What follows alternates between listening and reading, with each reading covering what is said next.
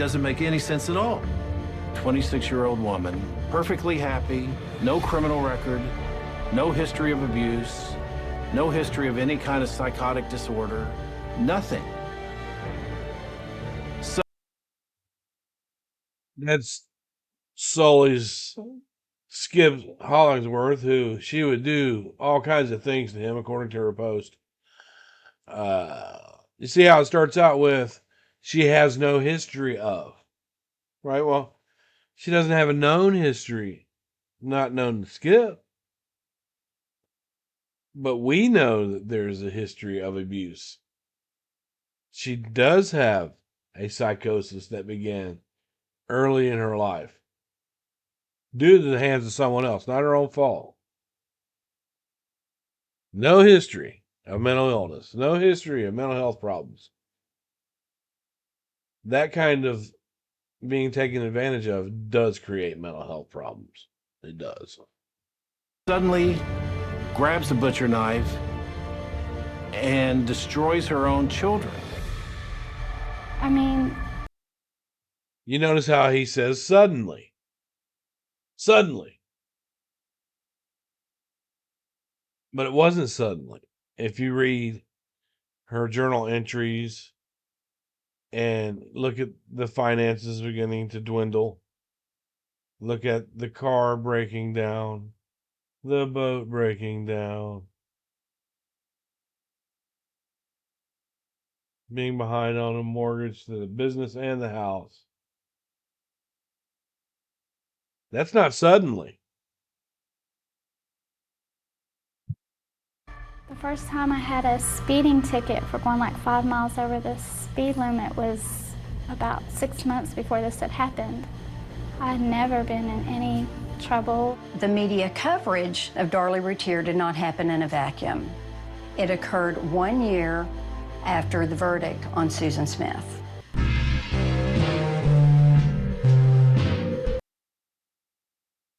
Okay, and then this is what you always have when you're dealing with a Darlie Routier supporter, is you have the focus being taken off of Darlie and put somewhere else. It's a very common trait that they have. You can listen to the last live with me and Rich and Kathy, and you can see how she continued to do that. And it started with Darlie Key on the stage there, the Lisa Gibbons show. Well, this guy down the road, and he slivered in like a snake. They always have to compare it to something else. They can't just stick with Darlie. They have to go somewhere. Well, what about this guy? That's called deflecting. That's what that's called.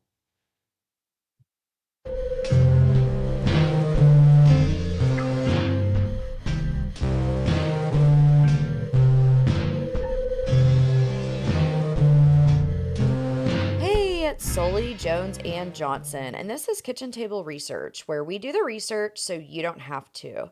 For this case, the ongoing Darlie Routier case, we have a lot of photos online, and most of the things that we'll be talking about kind of go back to those photos, although we will probably post a few new ones. But if you want to find those, you can find us under Kitchen Table Research Podcast on Facebook. Our Instagram is at kitchen.table.research. And if you'd like to reach out to us by email, it's kitchen.table.research@gmail.com. I think with that, I'm going to go ahead, and this is just a follow up to the last episode. And so we're still in suspects, and I am going to hand the mic over to Joan. So this episode, we're getting into more conspiracy. Some of these people we did find through lead sheets, but it's more grasping at straws. Lead sheets. Okay, she said that they found some people through lead sheets, right? That's a police officer will get information from a lead, and write it down, put it on a sheet, and go investigate it. The three words that I want you guys to understand is go investigate it. Because they say they didn't look anywhere but Darlie. But now they say they have lead sheets with suspect names on it. This is too easy, people. Approach it with a common sense.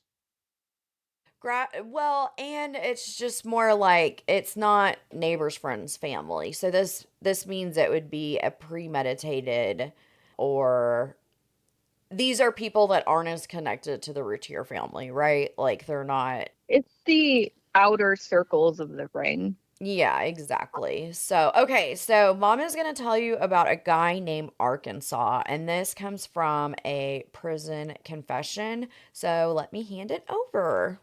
So this came out of Kathy Cruz's book, and it's really kind of an interesting story. And I think it lends itself to perhaps being at the top of a suspect list. So we'll talk about what everybody thinks about that. I'm going to start my sentence with a man. His name is Timothy Harris. Everybody calls him Arkansas, and we're going to do the same. He is in prison in Amarillo, Texas in the mid-1990s. So this is right after the Routier murders. Overhears a verbal altercation between two inmates out in the prison yard. And they are loudly talking about a crime that had recently occurred in the Dallas area. So the timeline's correct. That crime involved the death of young children. When you run a check of any young children in Texas, Oklahoma, Arkansas, or anywhere else, there were no other cases involving the death of two children that occurred during 1996. Now, see how you have to rely on hearsay, right? Guy's name's Arkansas. He's in prison. Two other inmates were overheard by someone else talking about something that involved two kids. So Darlie's innocent. Or that time in the DFW area. And like I said, not in Texas or any of the adjoining states.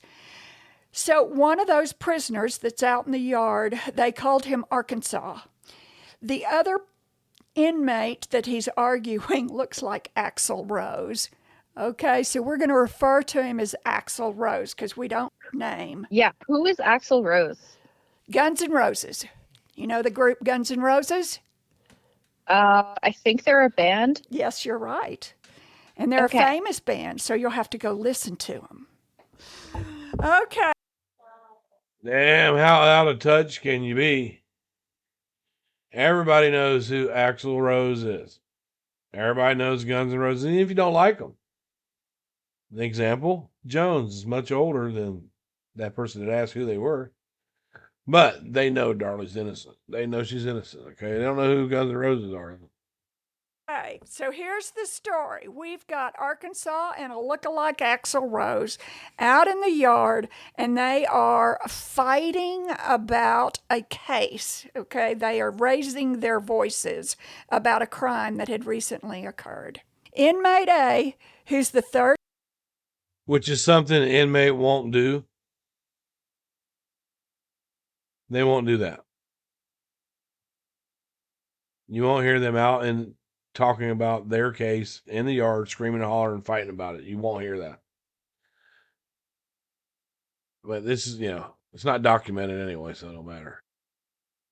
Third party, he overhears this altercation between Axl and Arkansas, and the inmate wrote to Darlie that he thinks Arkansas should be investigated.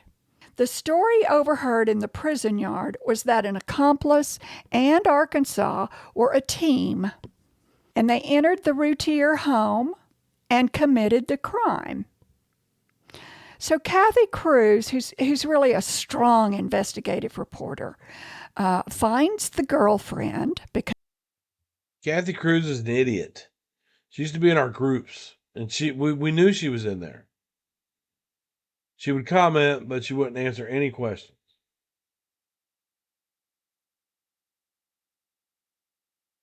Because there was apparently a third woman with them, and she corroborates her story of what Arkansas said to be true. And if you remember in the black car incident, there was 3 men and a woman. So some of this does, in a way, corroborate. The story corroborates itself. the woman who's in jail in Lubbock in the 1990s corroborates not only Arkansas' story, but she relates that she was in the car waiting outside while the crime was committed, and she was in a car. So, meaning there were actually 3 people. Actually, there's that word, actually. Now, waiting in the car, right? If you remember correctly, Gorsuch pulled up right there in that half cul-de-sac, right in the corner there. He had a great view. He didn't see any cars coming or going. So if they waited in the car for these people to come out to the car, all right, why would they still be in front of the house when the police pulled up? And remember, Gorsuch is watching. He didn't see any of this because they did pull this car over. Why would they still be there? The intruder gets outside, gets in the car. Darlie's calling 911 as he's sitting in the car. They should have been gone up out of that plat. It was like a minute and 30 some seconds before Waddell got there. So what was they still doing in front of the house? Think about it. These are the theories. A common sense approach, people. Who would have been involved in the crime scene. During her discussion, back up. During the 2 inmates' discussion and altercation, the name of Darla, not Darlie, but Darla, came up during their brawl, which obviously, clearly sounds like Darlie. The first. Oh, it clearly sounds like Darlie. But who are you're going from this inmate here, told that inmate there in another institution, and they wrote to Darlie, and this name Darla come up. Yeah, I can see 2 inmates fighting over a crime that was committed on the yard where everybody can hear them. I know, especially when someone else was convicted of it. They got away scot free. Right, someone else is convicted of it, so let's go out to a yard around a bunch of prisoners that's looking for a way out of jail and argue about a case where they can hear it. Let's do that because we're smart. First time the inmate wrote to Darlie, she didn't answer that letter. She mulls it over, she sticks it aside. Obviously, right after she's convicted, she must have hundreds and thousands of letters. Some are positive, some are negative. But the name of Darla came up during the brawl. She did not answer that letter. 15 years later, wow.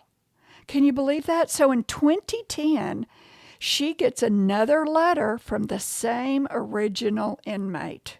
He tells her that Arkansas had been killed / committed suicide.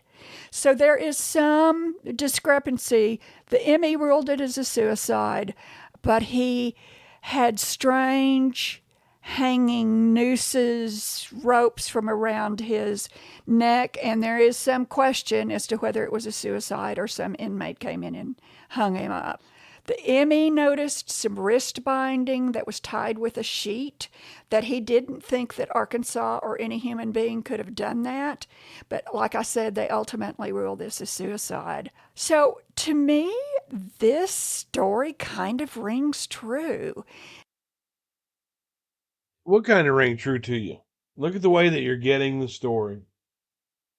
Look at how many, if you line up 20 people and one person whispers in another person's ear. Nicole went to the store and bought a Frappuccino and it cost $3.79. And then they whisper that into someone else's ear. And so on, all the way down to the 20th person. By the time it gets to the 20th person, it's going to be Nicole robbed a store and threw coffee at the clerk. You try that experiment. One sentence and whisper, whisper, whisper, whisper. And it always gets messed up by the end. But she really thinks that these inmates are onto something. It would be highly unlikely that an informant would know so much about the murders, So much about the murders, but the name was Darla.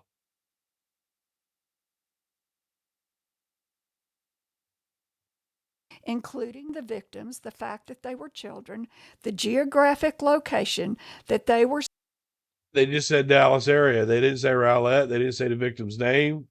Nothing. So what did they? stabbed, that there was possibly more than one perp, and hearing him say the word Darla. Okay, because, Darla can certainly be mistaken for Darlie. Considering it was not a jailhouse confession, but rather a story overheard during this altercation, we think this could be it.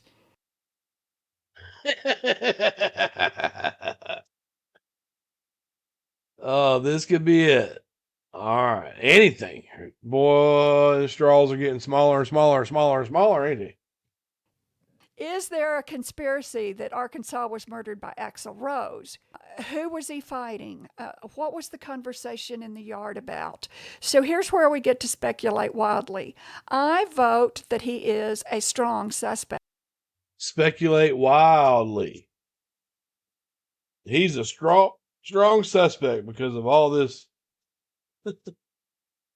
fucking exciting information that we just learned about the case from these credible ass people. Actually. Okay, I agree with Jones. I think this is fairly suspicious, and I know that it's like a wild kind of out there theory, but Well, you would agree with Jones because you're trying to scissor with Darlie's sister. I really do think that some of it lines up, and some of it lines up with the information that we've already told you. And they're in two different prisons. Neither one of them are getting any type of, oh, if you give us a jailhouse confession, we'll give you time off, or, anything like that. Like, rather that it was overheard instead of a quote unquote jailhouse confession. It's your thing. And So, I mean, what do you think, Johnson? What are you on this? I'm sus. My understanding was that this guy was in prison at the time of the crime. It said mid-90s he was in jail. Yeah, he was in prison after the murders occurred on another charge. I'm gonna vote nah. You know, That's not the mid 90s. That's the late 90s. The mid 90s would be like 93, 94, 95. Anything over that is the late 90s. think so. No, because I just do not think that there was more than one person that night. I think it was one person. Obviously, everyone should be looked into. I wouldn't write them off, but this just isn't.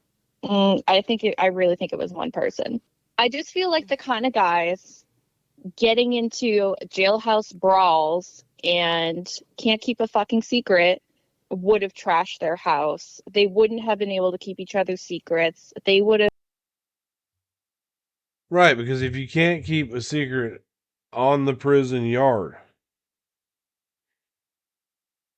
and it's been 30 years, do you think that somebody would have talked by now? Huh? Collapsed like dominoes a lot earlier. And I mean, it just doesn't make sense. Why would they do it with all these people and not rob anybody? Yeah. Why would they bring their girlfriend, another witness, to drive along, and she just like, she hears news about Darlie, doesn't say anything? Yeah, Like, that's she's just like, crazy. oh, well, two children died. Oh, well, I mean, I feel Yeah, like like I as a know it happens. woman, right. Yeah, Yeah, I but, know it happens, but I just don't think it was more than one and person. I I think we actually would have seen agree. evidence of more than one person's DNA. I definitely agree that her being a woman, though, does, like, I don't think any woman would, unless they were just drugged out of their mind, would agree to be like, yeah, I'll go on a ride along to murder two children. No biggie. Right. And how stupid Patricia Krenwinkel, Susan Atkinson. You know what I'm saying? What's the other one's name that just got out? Linda Kasabian. Who could you have to be to bring someone that's drugged out of their mind to something like this? Yeah. Okay. Well, And you know what? I'm gonna go in the again, I come back to middle. the I'm gonna go in the forensics. middle. Okay. Yeah. Yeah. I still Look at think the that forensics. I still think it should be looked into. But I do Yeah, have a me question too, for but Jones. Didn't he write a second letter that Darlie then responded to?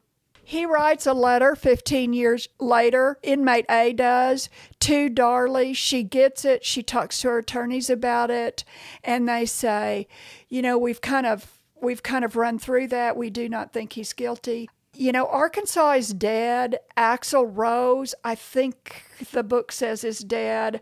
I don't know about the third, the woman, whether she's dead or not. I don't know what she was in. Okay, so Darlie's allegedly gives this information to her attorneys. The attorneys look at it and they say this is a crock of shit. But these two, Jones is very smart. These two are sus. Even though Darlie's own lawyers weren't.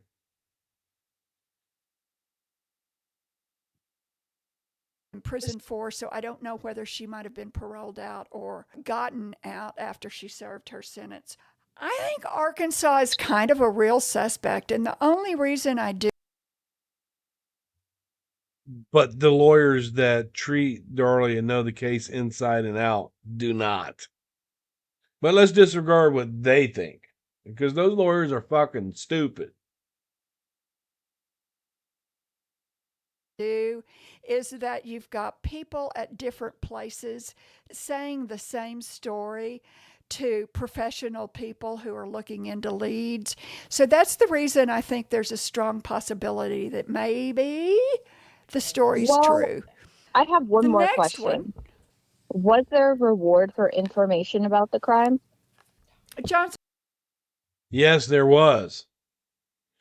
By Leonard Routier, Leo, Sorola's husband, and he announced it on the Lisa Gibbons show. $100,000. They put their house up for anything that could lead to the arrest and conviction of the person that killed Devin and Damon. I don't think there was ever a reward put out for any information leading to any of the suspects. Interesting, huh? And it would be if you were correct, and if you studied this case, you would have seen Leo did that because he offered that reward on national TV on the second episode, the series with Darlie Lynn. There were 4 parts. We only get to see 3. But he did offer $100,000. That's the only time I've ever heard Leo speak on this case. Ever. Know your shit. Like I do. Yeah, that makes it more suspicious, but like again, yeah, got to be looked into, but yeah. Yeah. And I think that maybe some of this information got put in the boxes, stuffed away into the DA's office, and until some people started digging around in the DA's office and looking for boxes of evidence that they knew existed but didn't know where they were, did they find some of these suspects. The lead sheets were never followed up on. You know, they pegged Darlie for the murder at 5:30 that morning. And I think after that, well, James Cron didn't get there until a little after 6. So I don't know who pegged it on her. And you said that Darlie's lawyers looked at this information and they didn't make anything of it. So why would it be filed away in a box somewhere? What would be filed away in the box somewhere is that Darlie's lawyers looked at this and it's a bunch of shit. Use your brain. there was no possibility of anybody else being looked at. I'm going to stay in the middle. And so we have a nah and a sus. And so I feel like Arkansas for our team comes out neutral. So I'm going to go ahead and get into the next guy. People at different places saying the same story to professional people who are looking into leads. So that's the reason I think there's a strong possibility that maybe the story's true. I I have have one one more more question. question. Was Was there a there reward reward for for information information about the about the crime? crime? Johnson, Johnson, I I don't don't think there think there was was ever ever a a reward reward put put out out for for any any information leading to any of the suspects. Interesting, huh? And And all That makes those, it those more more suspicious, suspicious, but but like like again, again, yeah, it yeah, gotta be gotta be looked looked into, into, but but yeah. yeah. yeah. And And I I think think that that maybe maybe some of some of this this information information got got put put in the in the boxes, boxes, stuffed stuffed away away into into the the DA's DA's office. office. And And until until some some people people started started digging digging around in around the in the DA's DA's office office and and looking looking for for boxes boxes of of evidence evidence that they that they knew knew existed existed but but didn't know where they were, did they find some of these suspects? The lead sheets were never followed up on. You know, they pegged Darlie for the murder at 5:30 that morning. And I think after that, there was no possibility of anybody else being looked at. I'm going to stay in the middle. And so we have a nah and a sus. And so I feel like Arkansas for our team comes out neutral. So I'm going to go ahead and get into the next guy. He's strip club guy. Okay, so this came from lead sheets, and you can find all of these at Darlie Facts. And we will, at the very last episode, we will give all of our references, which is going to take like 10 minutes. I know we stated most of them in the first episode, but obviously, as we've investigated this case, we've gotten info from more places. And so this came from the lead sheets off of Darlie Facts. And you can just type that into Google and it'll pull up. And that website is where all the testimony is, the autopsies, pictures, evidence, exhibits. So if you want to look into this case, we've taken a lot of information from that site. And that website gets maintained by somebody who is obviously on the side of Darlie's innocence. And so there's also like the nurse's notes that we talked about, which are hard to read unless you're a nurse. So I'm glad we had Jones on that piece. But yeah, anyways, you can find a lot of information there. Wait a minute. Why are you glad that you had Jones on that piece? Because on Reddit, you said you worked in the medical field. So why can't you read a nurse's note? On Reddit, you said you worked in the medical field for the medical examiner, that you worked with children and as a mental health counselor. So why wouldn't you be able to read their notes? Right? When I did assessments, sometimes I had to read notes from psychoanalysts, and they all write like chicken scratch to make an assessment. Sometimes I would have to go through what the psychoanalyst said, and they pass it down to make recommendations for a treatment plan. And I would have to read their chicken scratch, almost every one of them. But you learn to read it. You do. So this is a lead sheet, and this is on the site. And of course, it was not to my knowledge, not really investigated, but there was a man that we're going to call strip club guy. So he worked at the local strip club, and he was known to have a history of violence and verbal abuse against these women. And He wasn't known to have this. I tried to find this guy too, and I reached one woman that knew. It's Donnie something or other. And they were looking for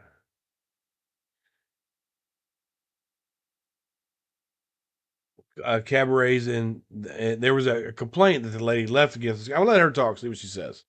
And it's been a minute since I've read the lead sheet, so I might be slightly off on a couple of details, but basically the story is he was supposed to either take a break or be at work at like 2, and he came in late. He didn't call, he didn't tell anyone that he was going to be running late. I believe he like seemingly was drunk, and he came back either from his break or started his shift at between 2:30 and 3. I think he was supposed to be there at 2. And the workers also said that he had blood on him when he came back. So the lead sheet's hard to read, and that's Okay, if he had blood on him, I'd have to go back and look at the lead sheet. I think it was because he got into an argument with another female there. I don't think blood was mentioned, but let's pursue that. If he had blood on him, all right, that means there'd be blood of Darlie's on that sock, because she was the one that got cut with the slice. She had splurting wounds. And another thing that she said, she believed that he was intoxicated. Now, even Darlie's regression therapy only came up with the smell of cigarettes. But that would be something he was in her face. She would smell it. Especially, Darlie drank her wine, but I wouldn't consider her a drunk. So you got to think about what people say when they say it. my basic memory of it. Sorry, I should have looked that up. But at any rate, I'm really just not on strip club guy. I'm like, maybe he's a petty criminal, maybe he's a drug user, alcohol user. There's these guys all over the place. And then having the blood on him.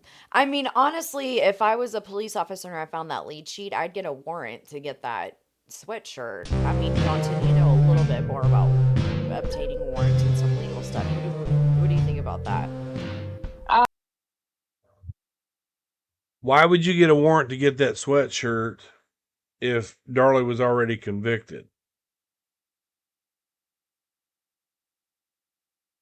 Not enough for a warrant, but he should have been interviewed immediately before that evidence could have been messed with. And so you're saying that if the cops pulled him in and he did a bad interview, they probably at that point would have gained a warrant, not let him gotten home. It's hard to say because it really depends on the Depends. DA, but Yeah. it's possible. Okay. Either way, I think the police, they did not investigate this at all. So I think it should have been If they did not investigate this at all, you wouldn't see a lead sheet. That means someone was listening to the lead and they took the time to write it down. If they had no intention of messing with the lead, they wouldn't have wrote it down. They would have just said, thank you, click. investigated, but I'm going to go nah on this one. Yeah, I'm a nah too. Just not very likely. The timing doesn't work. He would have had more blood on him, blah, blah, blah. So he's a no in my estimation. I'm going to go once again. Should have been looked into, but nah. They go on about this intruder having blood all over him, but there's no blood to the sock. Now with Darlie, we can speculate like they did, that she hadn't cut her throat at that point, that she dropped the sock.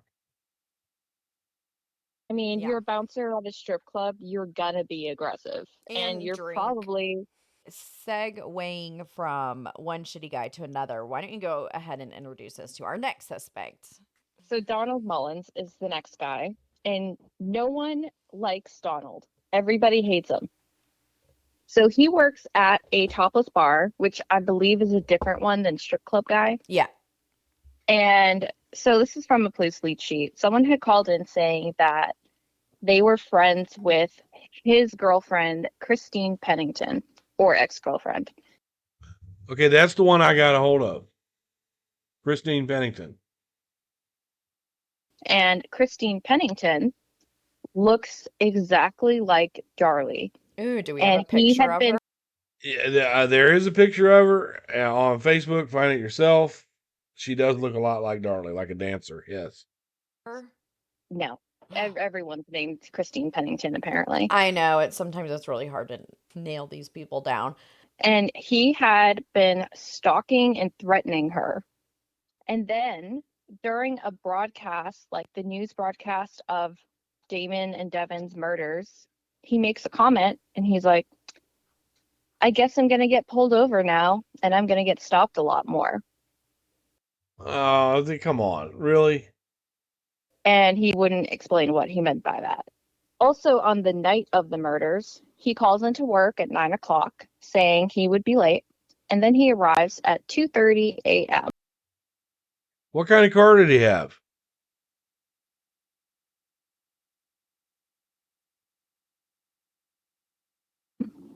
Which, if you'll recall, was right after the time of the murders. Okay, who is going to break in a house, kill 2 children, get chased out by a woman that you just stabbed, and then fucking go to work? And when he shows up to work at 2:30, he has a scratch on his face that matches, sorry, he has a scratch on his face and he matches Darlie's description of the intruder. Nobody matches the description of Darlie's intruder. Now, a different coworker calls in and she says he has a goatee and I think he's capable of murder because apparently literally no one likes him. Yeah, because people with goatees are killers. And we should believe this girlfriend with has no name. That was all she said. He has a goatee. I think he could kill somebody. That was it.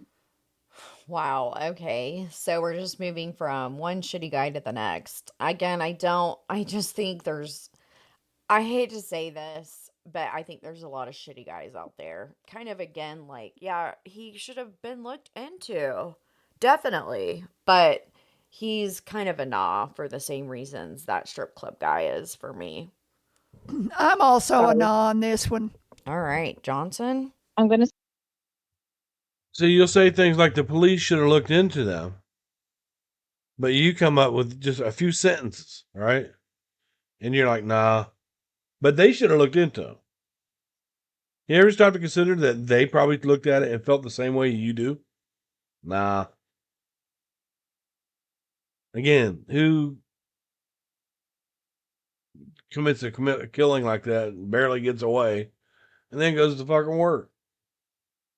say sus, and he's very sus, and I think I'd put him next to Ooh. Gary Austin. Oh, wow. So The I'm, comment he made during the broadcast for me, yeah. I'm going to get stopped a lot more. Well, and It's do you just, think he means like because his car was known to be seen around the Routier house a lot? Like, do you think he's the black car owner? We'll get into well, how this. would he know that information anyway? This is like the next day. I don't think the media had that info yet. And Oh, also, for he was sure. But stalking and threatening a woman already. So he has the habits, he has the capacity. He obviously likes to do it, and no one likes him. So yeah, I think he's very, very sus. This is how Darlie's innocent, y'all. This is how they do things. With just a little bit of hearsay. Oh yeah, that guy. Yeah. how close or how do you think he would have known Darlie? Like, do you think he just maybe saw her around town and like started stalking her? How do you think he got like hooked on her? So obviously she looks like his girlfriend, but do you know? I think this might be the grocery store guy. The grocery store guy. We're Wow. going to get into him more Yeah. later. Okay. Okay. Cool. Ooh, I'm so excited that you have such a different viewpoint because we pull all this together in the end and give our conclusions and our own thoughts and theories, I I'm excited to hear yours because I obviously have my thoughts, but like I know you have a different profile and a different viewpoint, and so I'm really excited for us to be able to talk about that. But that should be our next episode, you guys. All right, so let's get into again another set of a couple of really shitty guys. So we've brought them up in the last episode, but it's gonna be Barry Fife, and then I'm gonna follow that with Chad Patterson. Pathetic. Anybody but Darlie. So Barry Fife, as you guys know, was Darren's go-to criminal. First of all, he No proof of it. First of all, he comes up if you're on the Darlie facts page, because this is the guy that Darren went to, I believe, for the Jaguar. And so his name isn't really thrown around a lot in the first trial, to my knowledge, but as Darren, as we know, it took him, what, 10 years or whatever to The first trial? admit that he had even done these insurance ploys. And so he names Barry Fife as his kind of partner in crime. So my question is, did Barry Fife help Darren? He did not name Barry Fife. In the affidavit that Darren wrote, he said that person. He did not name Barry Fife. The person that named Barry Fife was Darlie on the wrong man. With his car scam. And so then did he go back to Barry for the house scam, although he also asks Denny Key. And so that's kind of, I don't know, were they all in on this like little inner circle of doing these things? Why would he even say something to Denny? I mean, that's just so weird. Like, why would you tell your father-in-law, like, hey, I'm gonna commit some crimes? Do you know anyone? But at any rate, the theory is Denny Key does not exist in the Darlie Routier Key saga. Robbie Jean Key and Robbie Key Jr. are the Key family that was associated and married to Darlie Key, Malk Peck, Key, Routier, whatever. is that since he did the car scam, that he could have been a part of this, and that Barry Fife, Chad, Jimmy Patterson, and Darren were all in this drug ring selling cocaine at the time. Then, if you want to go even further with that theory, what if the insurance scam that Darren was going to pull on the house paid for the cocaine debt? And instead, whoever he owed cocaine money to, if he was indebted to somebody, that they killed his family. And I just want to say, I know that it seems like a movie, but the cartel runs hard here in Texas. I mean, they run the entire country of Mexico. They have a lot of dealings here in Texas. And if Darren owed the cartel could literally do anything. I mean, they don't care if they murder your family. They don't. See, I mean, it's just, oh my God. These are the people that support her. Off the wall lunatics. Except for Jones or Johnson, the other young one.